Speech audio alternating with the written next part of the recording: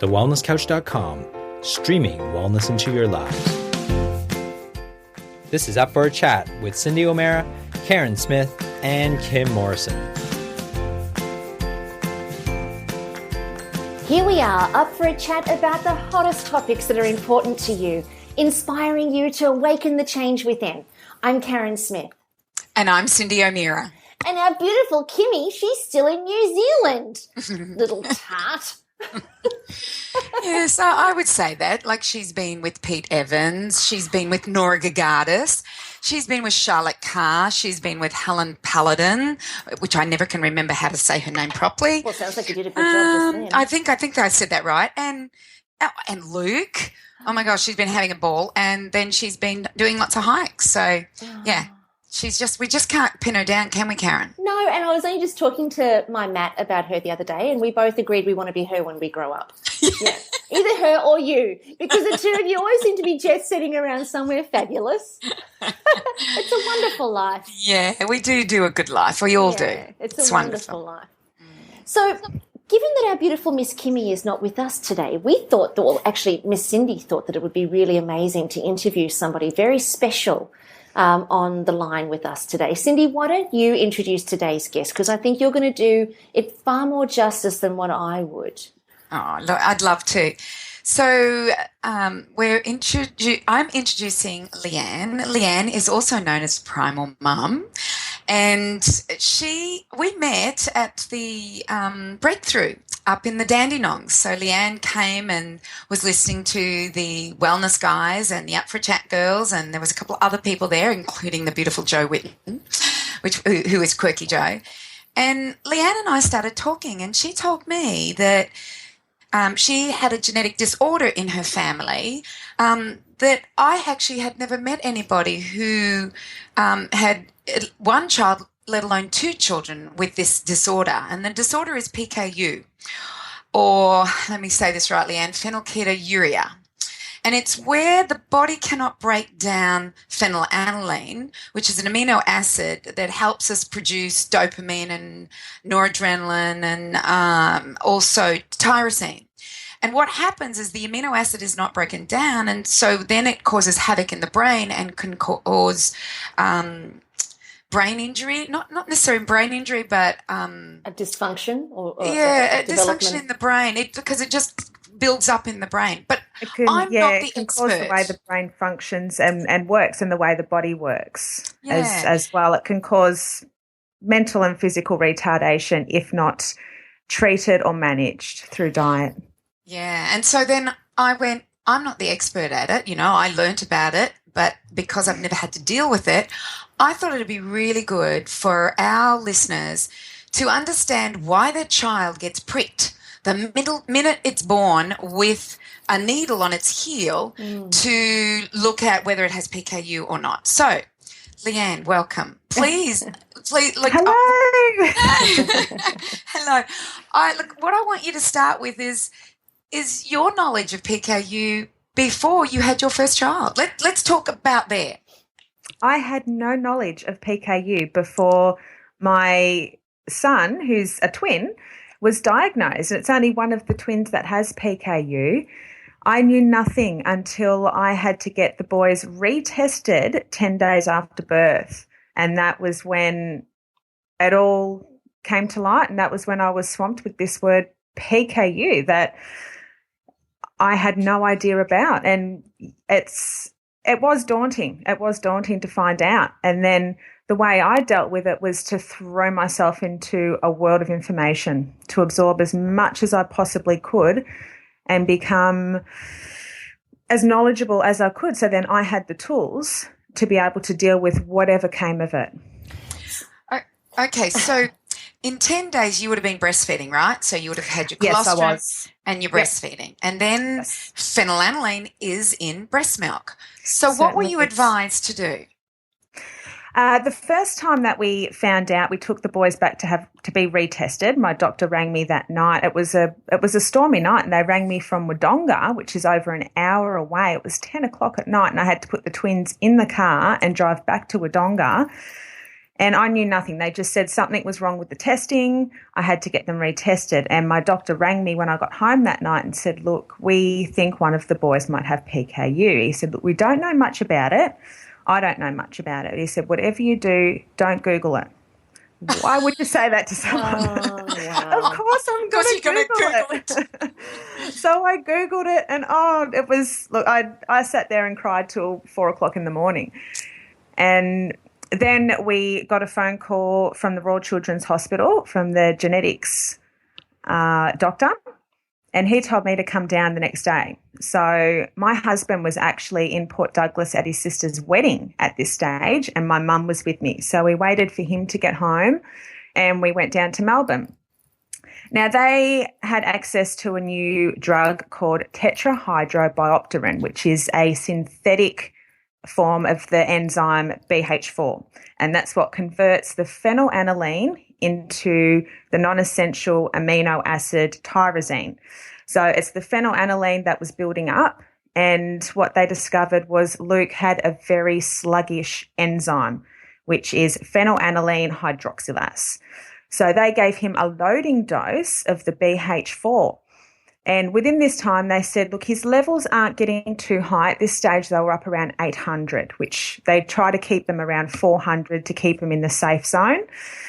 They said, let's just see what this comes back as. So they gave him a loading test, and he responded really, really well, and it brought his levels down instantly. And because it was such a small dose, I was able to continue breastfeeding, which was such a gift to me because I was terrified. I was thinking I'm going to have to put this baby on some kind of synthetic formula that's not even as bad as a synthetic formula. It's probably worse because it's so synthetic that it can't have protein in it. They put extra tyrosine in it. They put so many things in it that the body can't get from a natural source.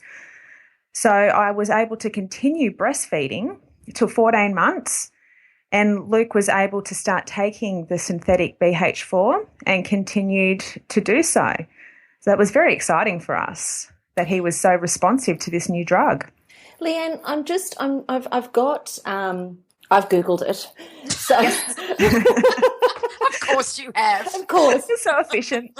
So I'm trying to looking at the explanation in terms of where something like this initiates, like how does it actually start? And it's what I'm seeing here is it's saying that both parents have to have at least one of the mutated PAH genes. I mean, how uncommon would that be that both parents would actually get together and have that mutated gene? But then even then it's saying even if both parents are carriers, it's not a given that the child will have PKU. It's a 1 in 4 chance. And there's no way that a parent can actually know because there are no medical symptoms to say that you would be a carrier of PKU. So you and your husband could never have possibly known.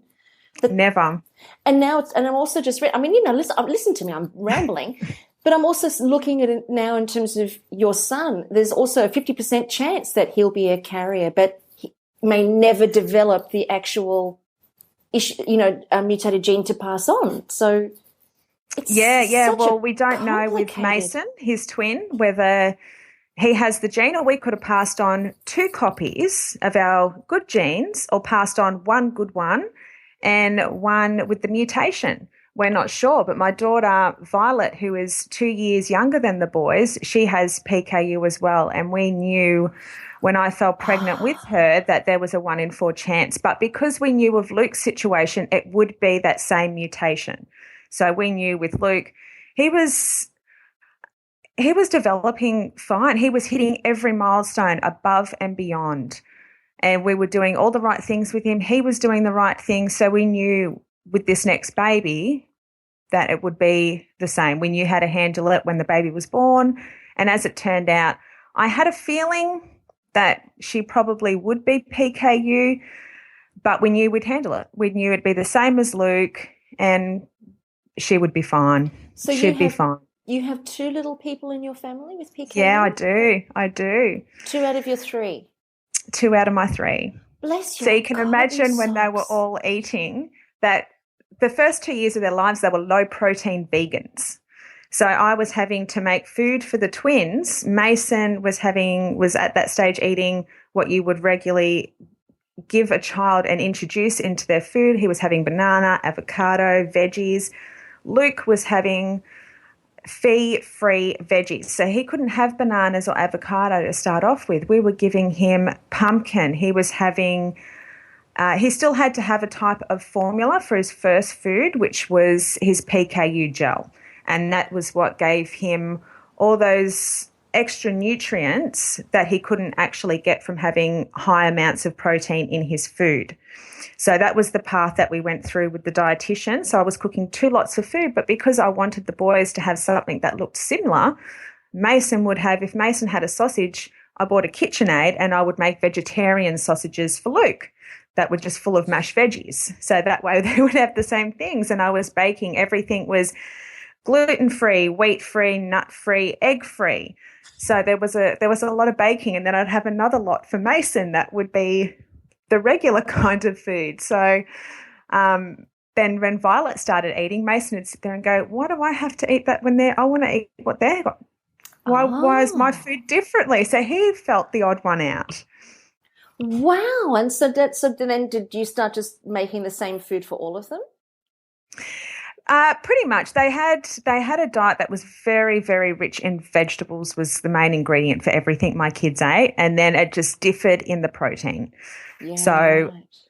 Mason would have higher protein things and Luke and Violet would have something similar but on the lower protein scale. And, of course, as they got older, their body weight increased. They could tolerate a higher amount of protein. And we knew this from doing fortnightly blood testing that we send off, and it's the Guthrie test. It's still the Guthrie card, but we send off 1 circle of a blood test. We just prick their finger or their heel when they were babies and send that off fortnightly so we could get a reading of what their Phe levels were and what their tyrosine levels are, because phenylalanine is converted to tyrosine. And as you know, Cindy, tyrosine is crucial. It's a non-essential amino acid, which means the body makes it. But it's essential for everything. And people who have sleep disorders, Alzheimer's, chronic fatigue, it's even treated as an appetite suppressant, all these things, heart disease. People with ADHD are also treated with tyrosine. So it's so important that the body has a good level of tyrosine. So my main mission for the children was to be able to get as much through a natural source as possible, as opposed to having it in a synthetic form. So we worked with the doctors, with the dietitians, to be able to increase their synthetic BH4 when needed so they could get as much natural food as possible. So the BH4, I just want to go, actually I've got 2 questions for you. I want to go back in time just a little bit about the genetics of this whole thing, and then I want to talk to you about the BH4. So genetically, in your family and in your husband's family, has there been any PKU? No. Nothing. I'm not sure about my father's side of the family. They're Irish, and in Ireland I know it's like 1 in 3 to 4,000 that are born with PKU. It's not as rare as it is here, and I'm not sure through his line, but nowhere else in either side of the family that I know of has ever showed up with any genetic disorders. How does this happen? I was meant to be a mum of 2 PKU children. That's how I look at it. Yeah, of course. Yeah. Yeah, because as we go on, we will realise the importance of this information getting out. Because I think, as you said, in Ireland it's 1 in 3,000. In Australia, I think it's 1 in 10,000. Am I right there? Yeah. Yes. Yep. So it seems to be, like if we get more Irish moving out here, we're in trouble. No, I'm kidding. Well, they say usually it comes with the blonde hair, the fairer features, because tyrosine affects melanin, and that's involved in the pigment of your eyes and your skin. So usually people with PKU have very fair features, blue eyes, blonde hair, pale skin. So it's I'm not sure if that comes from Irish, but well, I always go back in and I try to figure out, well, was there any purpose for this? And when you think about it, blue eyes, blonde hair, So in the areas that in northern, like Norway and Sweden, in the Lapland areas where people didn't have enough sun, they needed that skin color in order to, the amount of sun that they would get, they would be affected by it. But then why would it then cause mental retardation? Because you can't, it just doesn't make any sense to me that it has any genetic adaptation or anything worthwhile when you can't break down your phenylalanine. So No. it doesn't seem right, does it, that this should be happening? So my next question was the BH4. So even though the children are taking BH4, you still have to monitor how that is happening, or you give them a dose every single day. How does this happen? Okay, the BH4, the patent now for BH4 is Qvan. So the Qvan that they take, it's 1.5 tablets in the morning for Luke, 1.5 at night. Now, if you were to buy these without the funding through the hospital, it's $50 a tablet. Wow. Violet has one in the morning and one at night. And the Royal Children's Hospital in Melbourne are the only hospital in Australia that funds their own treatment for PKU. So I've had a few issues with that because we are the only state, the Royal Children's Hospital fund the Qvan themselves, whereas no other state in Australia does this. So if you are born in Victoria and you go to the genetics department of the Royal Children's Hospital, they give you a loading test to see if you are responsive in PKU, because not everyone is actually responsive, especially in classic PKU, because they don't have that high phenylalanine hydroxylase enzyme at all. My children have that enzyme, but it barely functions. So the BH4 is what gives it that extra boost. So they give you that loading dose, and then we started the kids based on weight as to how much they have. And that's why I was able to continue breastfeeding both children. And then as they grow, it's all based on weight. And we look at their diet, how much phenylalanine they're having in the protein, and we weigh that up. So it's all very controlled. We still continue to do their blood testing fortnightly to make sure their ratios are right. So they could have high phenylalanine levels, but the ratio of tyrosine being converted, if that's even enough, that's okay. You need to be still converting that. So the Qvan is only available in Victoria, and that's why this is a bit of a unique story as far as this goes, because I have never met another family who are taking Qvan. I've never met another person that is on the Qvan as well. And it's kept a little bit hush-hush in Victoria just because they can't treat anyone from any other state. So a lot of people in New South Wales that have BH4 responsive PKU and have had the loading test and are responsive can't access the Qvan. This is crazy. I don't understand. But it improves the lives of children. I look at my children who have a close to regular diet. They have a very healthy diet. They are not deprived of anything. They have a beautiful diet because they have the Qvan. So whereas children who don't have access to that and are BH4 responsive are on a very restrictive PKU diet, and some kids are on 9 grams of protein per day. Wow, that's not a lot. And so how does that affect, how does that affect the child? You know, like for your kids having access to the drug and then those kids not having access to the drug. So what's the difference? Can we see? For me, the difference was guilt. That my children have access to this and have such a beautiful normal life, and that other children can't access the Qvan at all. And I found it hard to get onto PKU sites because other people, and there is a lot of, and I completely understand that if my children didn't have access to it and someone else did, it would be, why not? Absolutely. That I there was a little bit of animosity towards me because my children have access to it.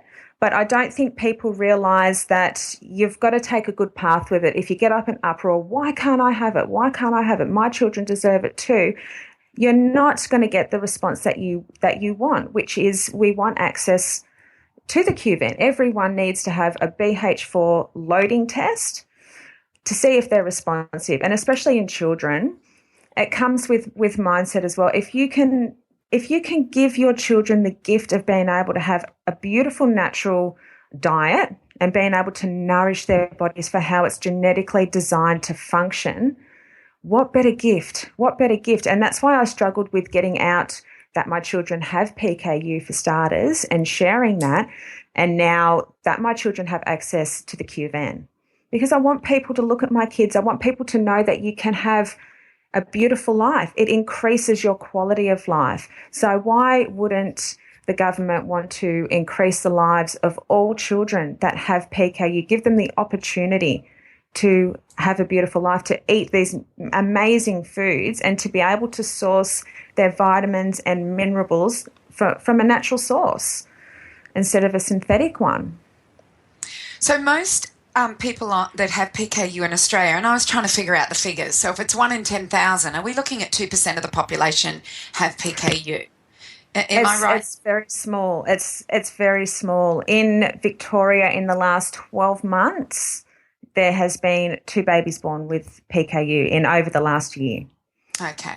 So it's very small, and that's probably why the drug is so expensive, is that they don't need to make a lot. And you know, like I look at it this way, I go $50 for a tablet. Yeah. Surely that drug companies, you know, I think of Australia and the PBS scheme that we've got, which is what's PBS stand for? The prescribing benefit scheme, where we actually, or the Australian government actually pays for many people's drugs, such as their statin drugs or their high blood pressure drugs or diabetes drugs. And so my thoughts are, well, you know, PKU is an issue. Why are they not doing this for the whole of the Australian population for that? That just doesn't make any sense. And the fact that the ones that aren't on it can only have 9 grams of protein. Like, let's just put that into a context. Think of 100 grams of meat. It's tiny. It's not a lot. Then divide that by 10, and you probably have to divide it. You probably double that, because then you've got your 9 grams of protein, because there's other stuff as well as that. You know, it's very 2 slices of Helga's bread. Is that what it is? 2 slices of Helga's bread is 9 grams of protein. So if you put it that way, you realise how little it is. And when you think there's protein in all most vegetables and fruit, it's a very, very, very small amount of protein, which means there's a lot of fillers to fill the gaps and formulas. So let's talk about the diet that people would normally have on PKU, and then let's talk about what you've done for your children, because that, I think, for me, just I just fell madly in love with you because of the amount I did. You know, the amount of effort that you put into this and what you've done and your testing and your knowledge. And I think this is what is happening. I just saw like a paper recently that it's now they're asking patients to become educated so that the patient and the doctor can work hand in hand in a partnership as opposed to a dictatorship, which is what a lot of patients go into. They go into their doctor. The doctor says, you have this disease, you take this take this pill, and then that's it. Whereas they're now saying, we want education with our patients so that we begin a partnership together. And I think that's what you've done. So can you explain? I think that's very important part of it, to have that trust. So can you explain the diet of a child that is on a diet that's prescribed by a dietitian with PKU? Oh, a diet that's prescribed. Okay, it's a dietitian will usually tell you you'll have your formula. Yeah. Now, is that an elemental formula? Babies, so it's the elemental formula? It's a fee-free formula. So it's a formula that has everything that a regular formula would have except phenylalanine, it will have no phenylalanine, and it will have things like extra tyrosine or extra calcium, because your body still needs to have these things to develop. They'll go on to eat, they'll have their formulas that they will eat, which is it's very bitter. It's a very sour, very bitter, really horrible taste. A lot of kids struggle with the taste of these formulas and coolers. They will have things like pumpkin, apple, carrot, and then there's a huge market now for fee-free products, which is pastas, breads, flours that are all phenylalanine free. So a lot of their food will be made up through that. And of course, they can't have, even though it's a very vegan diet, they can't have any lentils, legumes, nuts, seeds. It is incredibly restrictive. There is not a lot of variety, so you're sticking pretty much with the same kind of foods constantly. I was talking to a lady the other day that we met a couple of years ago who has classic PKU and who is no longer actually monitored anymore through her metabolic clinic. And we were talking about a lot of the PKU synthetic foods that she was recommended to eat. And this is through her dietitian, that she was told if she didn't eat these foods and if she went off her diet, she would no longer be working through the metabolic clinic. They would have to take her off the list. Oh, wow. Yeah. And we were talking about substituting certain foods. And I said to her, well, instead of the fee-free pasta, or it's a very plastic kind of food, would you try like zucchini noodles with a tomato-based vegetarian pasta sauce? Things like that. So you don't always have to go for the synthetic made foods, especially if you can tolerate more protein. If you can find that in a low protein vegetable, you can do so much. You can do so much. And also, if you tell these children, if you teach them to nourish their bodies, to nurture their bodies, to give their body what their body needs, because everyone's body needs something different. Everyone has a different philosophy around food, different values around food. And my thing is to teach them, this is what your body needs. You do have phenylketonuria. It is not you. You are not PKU, but you do have PKU. So let's look at how we can nourish your body. Let's look at the foods that we can have. Let's experiment with them. Let's make these awesome things with your food so you can have natural vitamins. Yes, you do need to pick up synthetic foods where you need to as far as your formulas. That's very, very crucial. I'm not saying never go off that, and it's always working with your dietitian. But this is what confuses me, even as far as with the doctors. We were down at the Children's Hospital recently, and for the first time, my dietitian did not take any record of what the kids eat, because she said, Leanne, I know what you're doing. I know what your kids are eating. They're doing a great job. I'm not even going to write down what they're eating. So she didn't even take a list of what they eat and add it all up. And I asked the doctor, is I've been drinking a lot of bone broth myself, and I've been putting it in all the kids' foods, and they have probiotics. I even take the kids to a chiropractor. We have a very natural way of doing things. And because they take the QVAN, it's very big for me to say, okay, you're taking this, you need it. Let's nourish your body. So let's look at your gut health. We really need to really focus on that and look after your gut health. So when you take the QVAN, it's not going to have as bad an effect on your gut biome. I asked their doctor, does the QVAN affect the gut biome?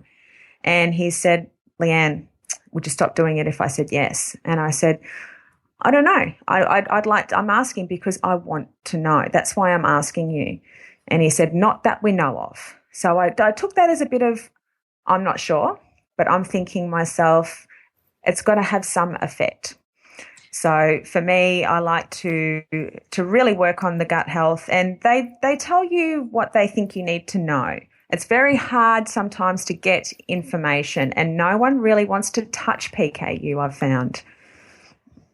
But you are, and that's what I love about you, is that you're ready to get out there and tell your experience and what's helping you and what you've been able to feed your children. So now you've given us, like, I've got elemental formula, pumpkin, apple, carrot, fee-free pasta, no lentils, no nuts, no seeds, and very little variety. So that's the PKU standard diet. Yeah. Let's look at what you're doing. What are you feeding your children? Now, we've heard bone broth. What else? They'll get up in the morning, they'll have, we call it green eggs. So they'll have kale and spinach I pre-process that and freeze it in ice blocks. They'll have green eggs, they'll have pie. So you've got eggs in there? You've got eggs? Yes, they have eggs in there. They even have forage. They have forage with coconut yogurt. Damien will be happy you saying that. Oh, he will be. They love it. They love all the seeds and they think that's fantastic. I make them, they have bacon. I make them little pikelets I'll use 2 green bananas, 3 eggs, some almond meal, some vanilla, cinnamon and chia seeds, and I'll whiz that up in the bullet and I'll just pour that into the frying pan, and it comes out the consistency of little pikelets, and they love that with fresh berries and some coconut yogurt. Well, they also like natural yogurt, but they'll have either yogurt with berries on top. They'll have banana bread. So I make banana bread. Can I ask you why green bananas? So do you make your banana bread with green bananas? No, I make banana bread with mushy bananas, and I make the pikelets with green bananas. It holds a better consistency. Yeah, because there's banana flour now that they make with green bananas. Yeah. I use the banana flour in the banana bread when they take it to school because they can't take nuts to school. So when they have it at home, I use almond meal, and when they take it to school, I use banana flour and coconut flour. Oh, it sounds so. It sounds so delicious. This is me. I've been sitting here I've been Googling the PKU diet, and I'm looking at the recipes and going, ooh. Because it's all vegan. It sounds like it is. Although you've got bacon and eggs, but a lot of it is, very much on what you love, Karen. Okay, so that's keep going with breakfast. I'm loving this because, look, I think we need to put a little bit of a caveat in here, and that is, make sure you talk to your dietitian and your doctor, and this advice is just what we. This is not advice. What I'm doing. Information, yeah, and I'm trying to talk you into writing a book, and and I have started doing some writing. I've started collecting my thoughts in my folder, Karen, Leanne, under each little section. Oh, good for you! Way to go! Way to go! And it's not only just for the mother that is being introduced to PKU. All of a sudden, she has a baby. They have the test, and oh my gosh, there's something wrong. It's not only just for that, but I think it's for dietitians as well, because while the dietitians have clinical experience and then they're helping mothers with it, it's just another alternative, and it's another way and another perspective of looking at it. Because and that's what I love about it. And you have 2 children, and I understand that, probably the bonus with you is that you have the BH4 or the Q-van that's available to you. But if this gets out and you start a little bit of a revolution in Australia, every child that is able to have that Q-van, because obviously I think I got from you that not every child with PKU can have the Q-van. Am I right there? That's right. Not every child is responsive. It depends on the type of mutation. Right. So there's different types of mutation. There's a BH4 deficiency. You can lack the enzyme altogether. There can be a tyrosine deficiency. It's very complicated when you get down to the scientific side of the mutation. One day, I keep telling the kids, I'm going to go to uni with them. I'm going to go and do my science degree, and I'm going to understand all this stuff. I think you have a really good understanding to the point where you can help your children, and that's the main thing. I understand what I need to know at the moment. All right, so keep going with their diet. I'm really interested in the foods that obviously, look, I see already 9 grams of protein. Absolutely. Absolutely. It must be so challenging. I mean, just very briefly, because I really want you to keep going on the food too, because I'm sitting here salivating. How do you know if you've gone over in terms of protein? Is there any signs that you would see on a day-to-day basis? When they were little, I used to write down everything that they had, and I used to add up the grams of protein. So when they ate something, I'd write it down in my little book.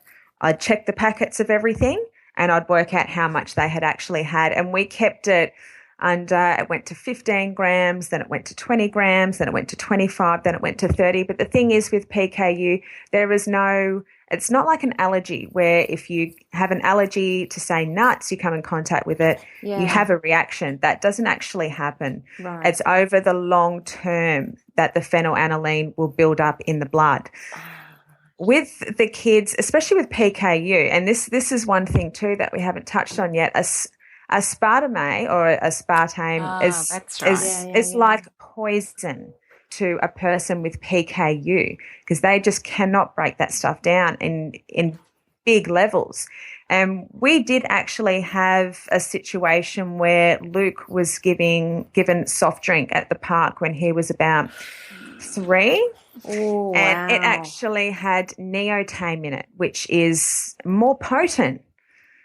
And I seen it on when he had the soft drink, and I looked at the back and went, no, this has got why would someone give a child soft drink? This has got neotame in it.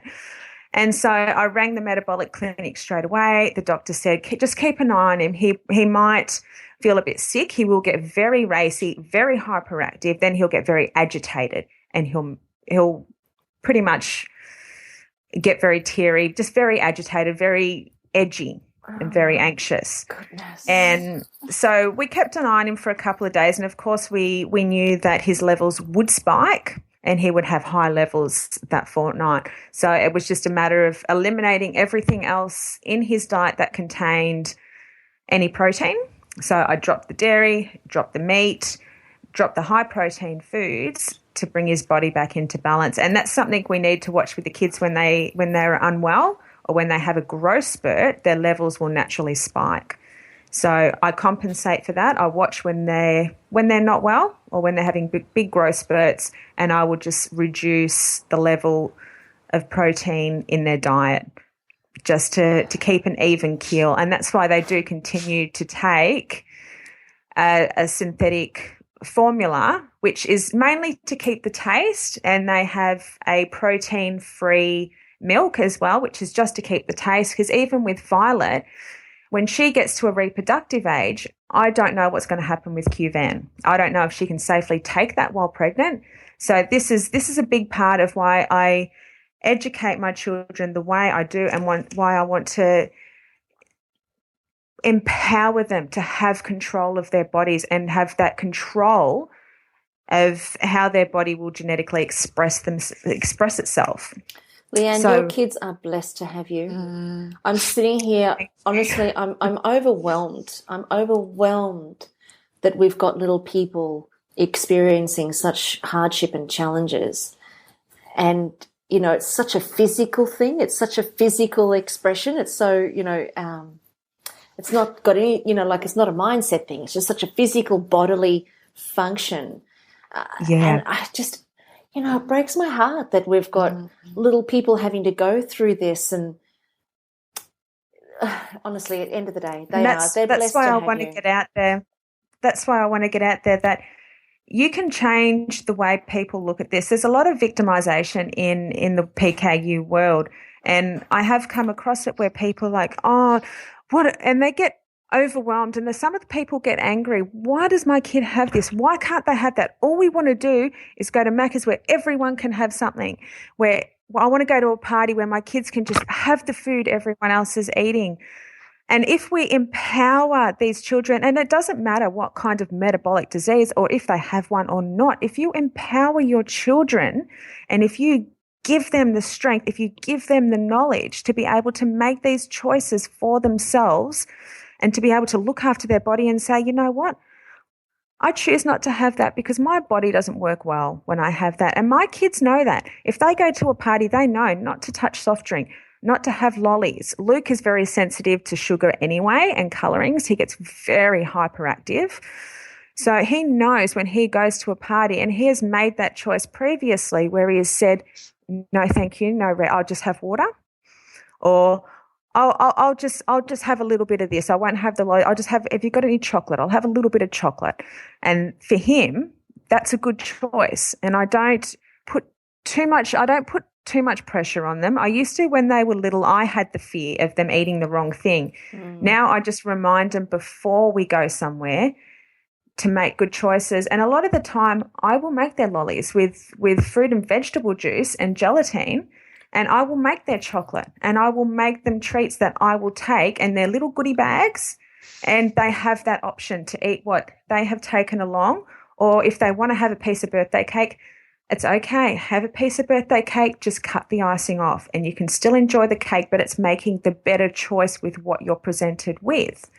And they know they feel better later. Their bodies feel better. They go, yeah, Mum, you know what? I didn't want to have any of that cake, and those lollies you made were really nice. And they get so caught up in playing with other children.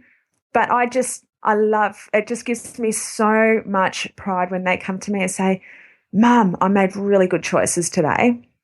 So how is the support mechanism around your kids and your family with as far as the community is concerned? Do people understand? Like, do other adults understand, and do they appreciate the degree? My family does. And that's come with time, with them looking into PKU themselves. My mother-in-law has just been incredible with when she has the kids. She always gives them food that they can have. So she always has fruit and veggies. She's a vegetarian herself, so her diet is mainly fruit and veggies anyway. And so is my sister-in-law. She has a really good philosophy around food, and they're very healthy. So they feed my kids good things. But to be honest with you, to begin with, I think there was a lot of I was fearful when I first found out about PKU, and I first looked into the research and the world of PKU. I was terrified. I was terrified for what kind of life my child would have, if he would be okay. And I remember going to the doctors and my husband saying to their metabolic doctor, will he be able to play football? And the doctor said to him, well, that depends. And you just seen this look on Dean's face, this fearful look of the unknown. And he said, well, it depends if you're going to teach him. Dean was like, oh, okay. So, but there was that fear. Would he be able to do these things? Would he hit his milestones? Will he be okay? And then there was the fear for me. Will I cope okay? How am I going to cope with this if I have a child that has special needs? What will that mean for me? What would that mean for Mason? So I didn't tell a lot of people. We only told very close friends and family to begin with, because there was always that explanation of what PKU was. And then when people Googled it, of course, it always comes down to what you put into Google. So people would Google it and come back and say, doesn't that lead to retardation? And you would have to explain, only if untreated. So, and then there was this fear that when he went off to school, would there be any prejudice? Would the teachers say, if he can't do this right, is it because of the PKU? Yeah. And even with the health nurse, she said when Luke wasn't feeding properly for a while, she said it could be the PKU. I said, no, I'm pretty sure it's his mouth or the way I'm feeding him. I don't think it's the PKU. And then it came to a stage where I felt I had enough information and I was well enough informed in myself that if anyone said anything to me, any health professionals within our area, I was confident that I knew more, and I was confident that I was seeing results in my children. So the network, I reached out many, many, many times in the PKU world. The Q van was always a block.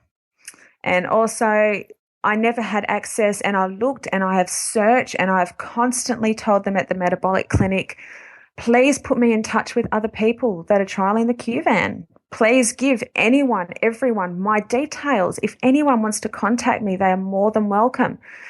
And there's now a PKU group which is Bring QVan to Australia that I'm part of, and I have been chatting to one mother in particular who has found out her daughter is BH4 responsive and is looking at starting the Q-van when she starts solids. So that is the only contact I've had. And so my support network has been my friends. I've got an amazing friend that I went walking with at 6 o'clock this morning, Robin, and she's studied to be a naturopath. So she's a naturopath, and the first time I ever heard about organic food was from her and about natural remedies. And Cindy, you've got a question that you wanted to kick off this last 15 minutes with Leanne about her kids and where they are now. Yeah, so we don't even know the age of Luke, Mason, and Violet. So that was question number one. And question number two is that you brought up that when Luke drank the drink that was an artificial sweetener in it, and the symptoms that Luke had are very ADD, ADHD, and a lot of these kids are not even eating well. So what I want to pose to you is that you are forced into this with the problem of PKU, but I think every mother should be forced into the awareness that they're giving their children, what they have to do for their children to explain to them that the foods out there are poisoning them and can have an effect on their physical body and their behaviour. It's over to you. What do you think about that one, Leanne? Absolutely. To answer your first question, my boys are 7.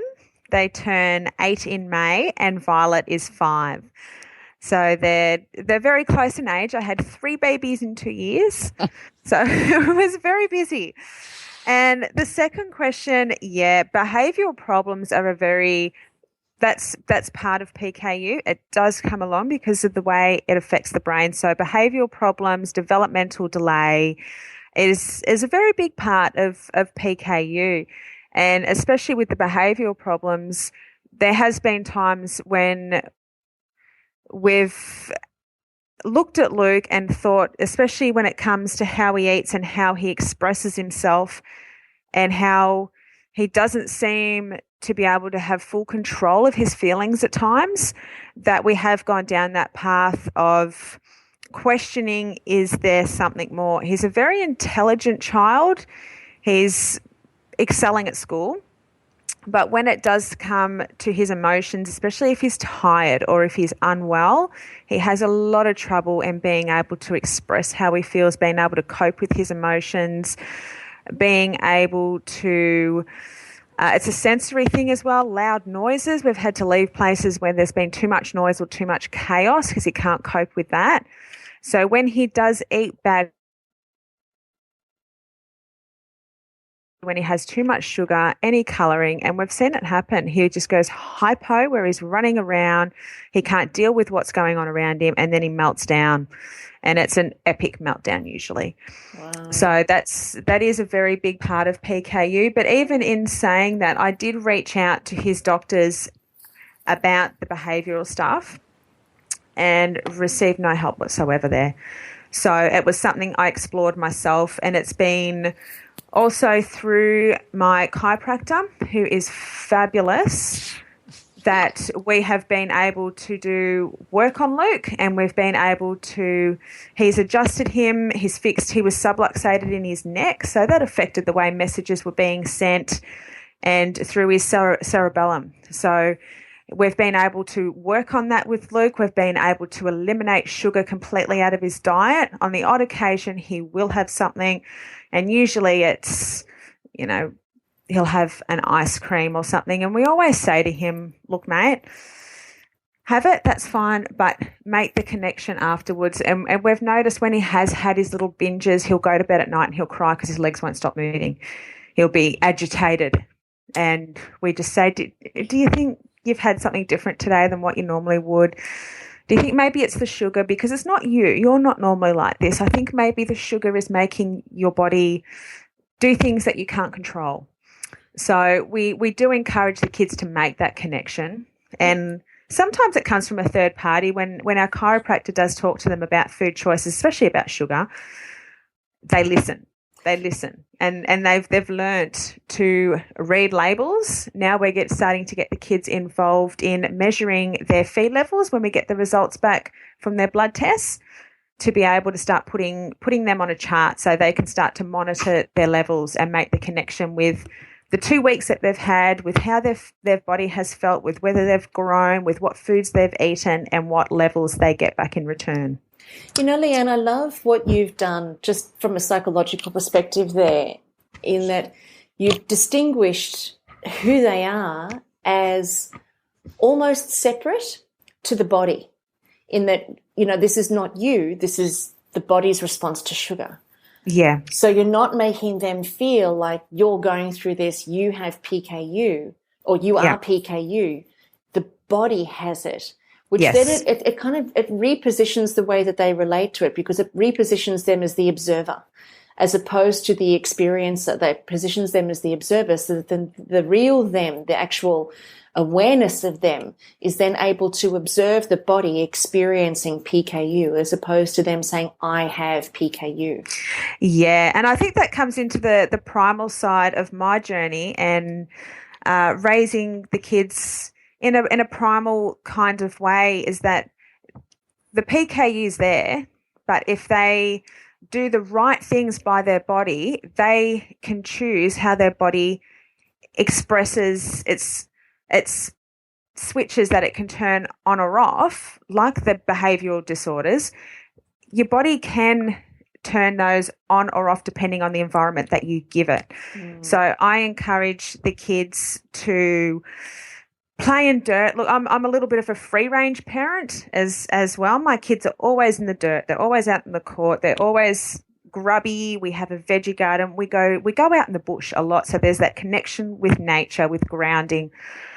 We go out in the bush as much as possible. We catch fish. My husband is very much a mountain man. He's very much a bushman. So everyone should have a mountain man. Oh, yes. Oh, so, I sounded like Kimmy then. I was waiting for it. Oh, I'm taking on the tart roll for the day. There you go. But yeah, that's the primal side pretty much, is just giving them simple instructions that allow you to control how your genes express themselves in a way that they can, so your body can be the strongest and the best it possibly can be. We can never change the PKU, but we can change the factors around it. We can change how they feel about it, how they think about it, how their body responds to certain things. They're all the things that we can control.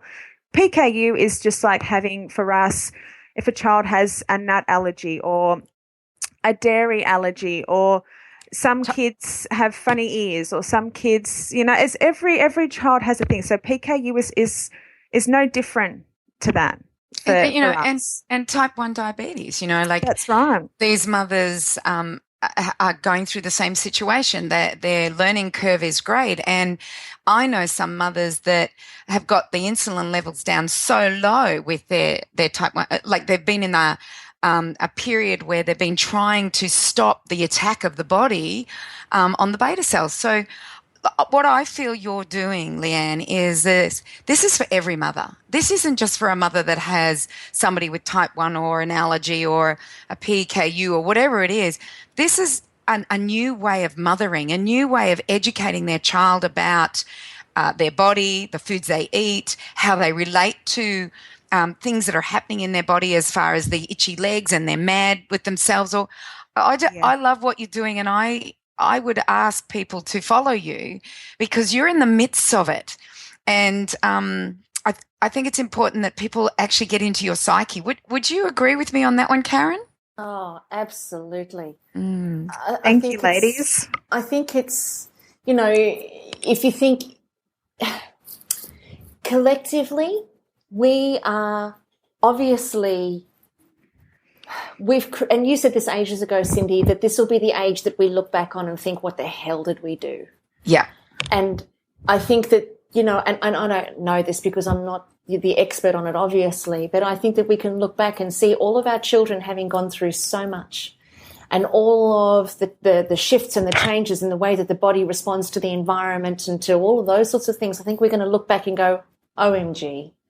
And if we can arrest the process in any way, shape or form in our parenting and in the way that we relate to our environment, I think that's the way that we're going to be able to get back to, as you say, that primal way of being. And it's also, you know, like it's physical and it's emotional and it's spiritual and it's mental and it's all of those things. I really take my hat off to you, and I think what you're doing is what I would call conscious parenting, because, you know, you've chosen to become more educated than those who are the advisors, which then puts you in a position of control, and it puts you in a position of knowing and understanding beyond what our doctors and medical profession can know. So what you've done is you're able to now look at all of the resources around you and wheel in what you need based on what you know. Absolutely. I look at it as a bit of a holistic approach. You look at everything, all the factors around it, not just one thing. And while there is that trust and that where I do look to the doctors, I also know that they are going to tell me what I need to know as far as even the gut health Q-Van. There's no extra information that you get. So these things you really have to seek out for yourself. Always seek advice where you need to, but also I found for me having the information really empowered me, and it was through knowledge that I could find the tools that I needed to apply into my life and to my children's lives. And I think especially for PKU, a big thing that needs to be looked into is gut health, because of the amount of synthetic formulas. And there has been research to show that these formulas are very heavy on the kidneys. So that becomes a problem later on in life. Yeah, right. But even with my children and the primal side and free-range parenting is I just want them to experience everything they possibly can. And I ask them a lot of questions as far as we went for a family bushwalk up at Yarrobin Falls, and they're running down the stairs quite fast. And instead of saying, "Don't run, you're going to hurt yourself," I say to them, "Be aware of your surroundings, guys. Use your ears and listen. Use your eyes and watch. Use your feet and feel where you're stepping. Think ahead and think where your next foot is going to fall." And give them that instead of saying, "Oh, don't run, you're going to hurt yourself." And it's things like that. When they climb a tree and they can't get back down, where do you think you should put your foot next? Do you think that's a safe branch? Okay. And encourage them to do the odd dangerous thing in a good environment that is going to test their limits. So they learn to trust themselves. And I think that comes with the nutritional side as much as anything, is being able to trust themselves and trust their decisions. So I try to encourage that as much as possible, and where their food comes from. They know where their food comes from. They know we have a beautiful cow in our freezer that we got from friends of ours that have a farm, and they know the cow was black. And Daddy went down when the I'm so sorry, Karen. The mountain man. But she's a beautiful cow, and even Violet says, "Oh, she was a black cow," and she gave her life so we can nourish our bodies. Aww, so that's just they absolutely know. They know we have a great relationship with our local organic shop, and the kids go in there. We've switched from having the odd muffin and hot chocolate with Violet when she was little to now we go and have our treat is a super orb and kombucha. So we do things like that. They dig in the garden. They know the veggie garden. They know about their food. I educate them. We Google, and what we don't know, we Google. Let's Google what broccoli does for our bodies. And it all starts with just, one piece of broccoli, 2 little bits of spinach, 1 carrot. It's all that's on your plate. Just eat that. A lot of people say, "I can't get my kids to eat vegetables. I can't get my kids to eat salad." Just 1 bit every night, consistently. Just 1 little bit. And they'll learn, because that will become the new norm. My kids take meals for lunch.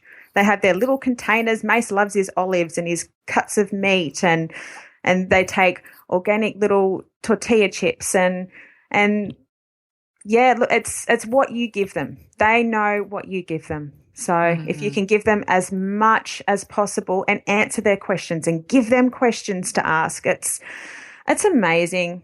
And while they're so little, you can give them all this information, and they're just beautiful little people. they don't question their PKU. All they say to people is their tummy works a little bit differently. Now, look, we're just coming to the end, and I just want everybody to know that you are writing a book, and I think it's a book for everybody, just not PKU.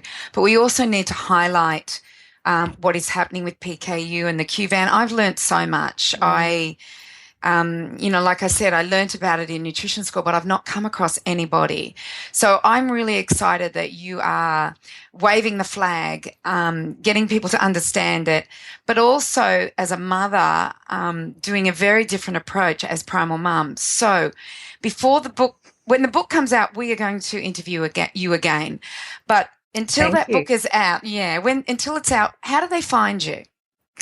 I'm on Facebook as Primal Mum and Instagram. Most of my traffic will be Facebook. I seem to be on there a lot more. So that's the link to that is it facebook.com/Primal Mum? Would that sound right? So you'll find me on Facebook. You can ask me any questions on there. I've got lots of pictures of the food we eat, how we live, the kids and their little beautiful dirty hands and feet and out running amok and just my life as well. It's all there on Primal Mum and my journey to educate my kids and to just give them everything they need to be able to make the best decisions they can for how their body is genetically designed to function. So I just really want to empower them, liberate them, inspire them.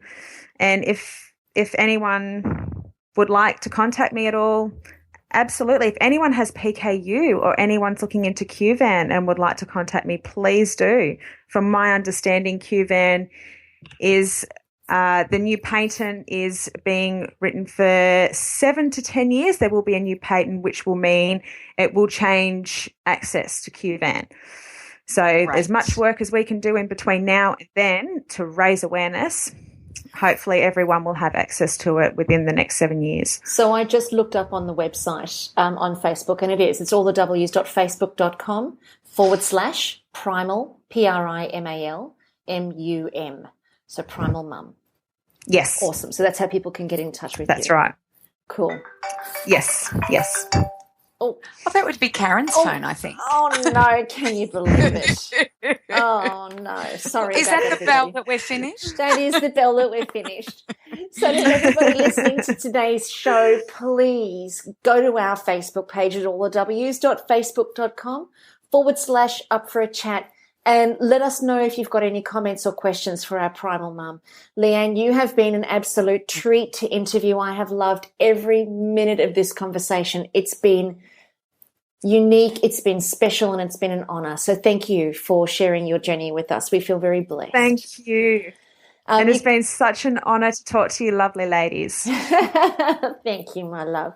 You can also leave all of your comments at allthewellnesscouch.com/up-for-a-chat. We'd love to hear from you there. And join us here next week on Up for a Chat for an amazing interview, an amazing discussion, and hopefully we'll have our beautiful Kimmy back with us by then.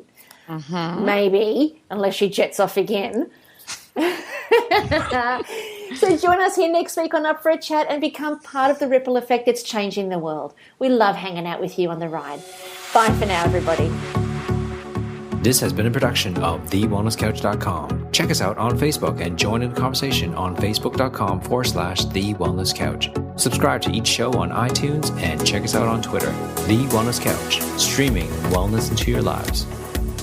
Whilst the Wellness Couch presenter endeavored to provide accurate and helpful information to their listeners, these podcasts cannot take into account individual circumstances and are not intended to be a substitute for health and medical advice from a qualified health professional. You should always seek the advice of a qualified health professional before acting on any of the information provided by any of the Wellness Couch podcasts.